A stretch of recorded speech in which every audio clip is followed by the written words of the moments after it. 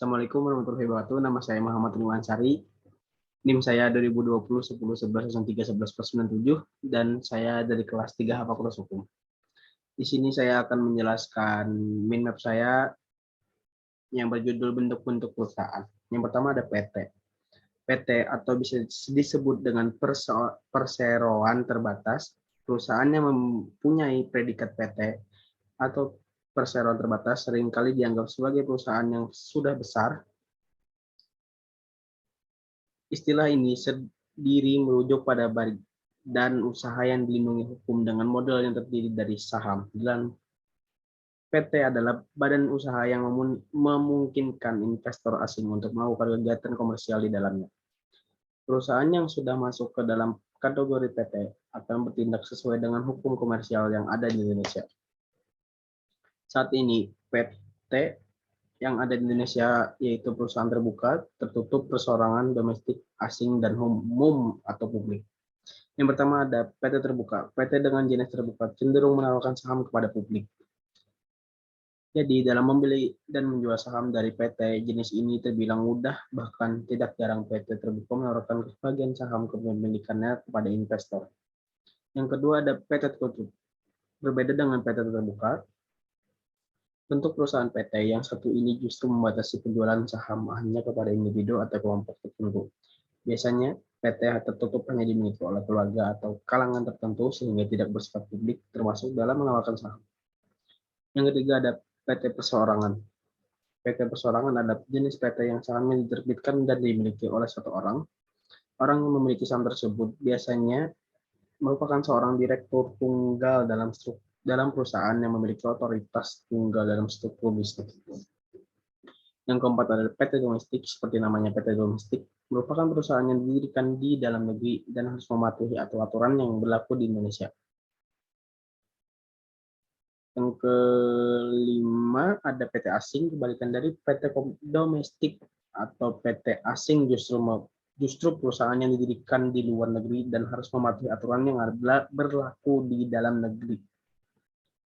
Selanjutnya ada PT umum atau publik. Pada dasarnya PT ini mirip dengan PT terbuka, yaitu menawarkan pemilikan saham kepada siapapun. Saham dari jenis PT ini juga terdaftar di bursa saham. Selanjutnya ada CP atau Commanded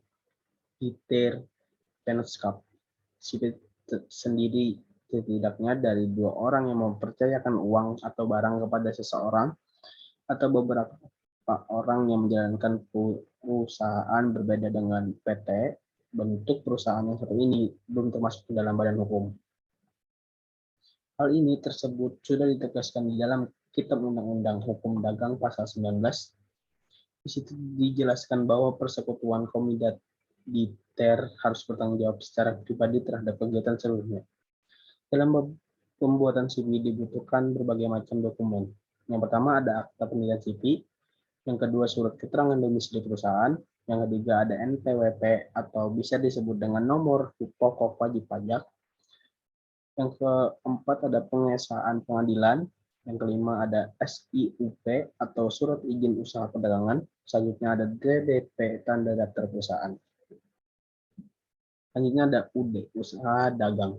Bentuk perusahaan yang satu ini bisa dibilang sederhana daripada PT, dan UD sendiri adalah salah satu bentuk badan usaha yang dimiliki oleh satu orang saja.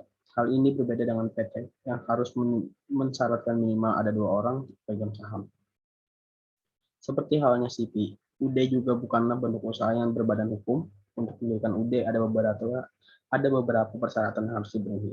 Yang pertama ada izin domisili usaha, yang kedua mengajukan NPWP atau nomor pokok wajib pajak, yang ketiga ada SIUP, surat izin usaha perdagangan, yang terakhir ada TDP, tanda daftar perusahaan.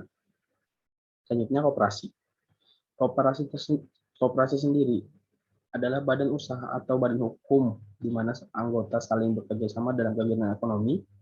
Dalam koperasi anggotanya pun bersifat sukarela tanpa ada paksaan sama sekali. Selanjutnya ada firma.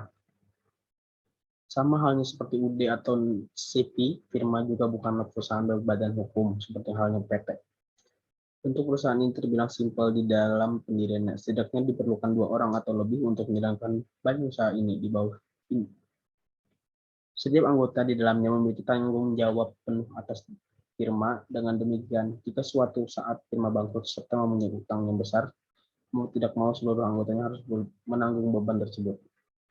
Yang terakhir ada BUMN atau Badan Usaha Milik Negara. Pada hakikatnya, BUMN adalah badan usaha yang melayani kepentingan masyarakat umum dan diawasi langsung oleh pemerintah. Modal usahanya pun berasal dari pemerintah. Selain BUMN, ada juga BUMD atau Badan Usaha Milik Daerah yang keseluruhannya atau sebagian modalnya adalah milik pemerintah daerah. Sekian dari saya, Dimas Hantari. Assalamualaikum warahmatullahi wabarakatuh.